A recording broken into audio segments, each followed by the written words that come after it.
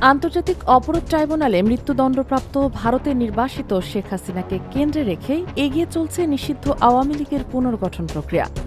দেশ ও বিদেশে অবস্থানরত অন্তত ১২ জন শীর্ষ নেতা জানিয়েছেন, আগামী ডিসেম্বরের মধ্যে দলের কেন্দ্রীয় কমিটি পুনর্গঠনের পরিকল্পনা করা হচ্ছে। দলের ভেতরে এরই মধ্যে বাতিল হয়েছে রিফাইন্ড আওয়ামী লীগের ধারণা।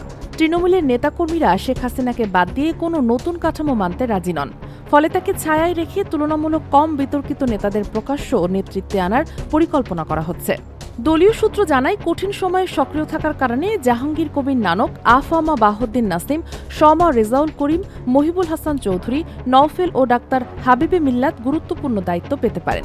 পরিস্থিতি বিবেচনায় সাবেক মন্ত্রী সাবের হোসেন চৌধুরীকেও গুরুত্বপূর্ণ দায়িত্ব দেওয়া হতে পারে। অন্যদিকে শেখ হাসিনার নির্দেশের পরও যারা সক্রিয় হননি তারা বাদ পড়তে পারেন।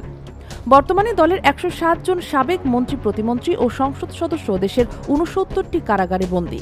বাকি নেতারা ভারত, যুক্তরাজ্য, যুক্তরাষ্ট্র, জার্মানি, দুবাই, থাইল্যান্ড সহ বিভিন্ন দেশে ছড়িয়ে আছেন। কলকাতা ও দিল্লি থেকে দলের বিভিন্ন কার্যক্রম নজরদারি করা হচ্ছে। শেখ হাসিনা ডিসেম্বরে দেশে ফেরার ঘোষণা দিয়েছেন। তিনি ফিরলে বা না ফিরলে উভয় পরিস্থিতির জন্যই আলাদা রূপরেখা তৈরি হচ্ছে। নিষেধাজ্ঞা বহাল রেখে নিষিদ্ধ দল আবার মাথা তুলে দাঁড়াতে পারবে কিনা সেটা এখন বড় প্রশ্ন। ডেস্ক নিউজ, অগ্রযাত্রা প্রতিদিন।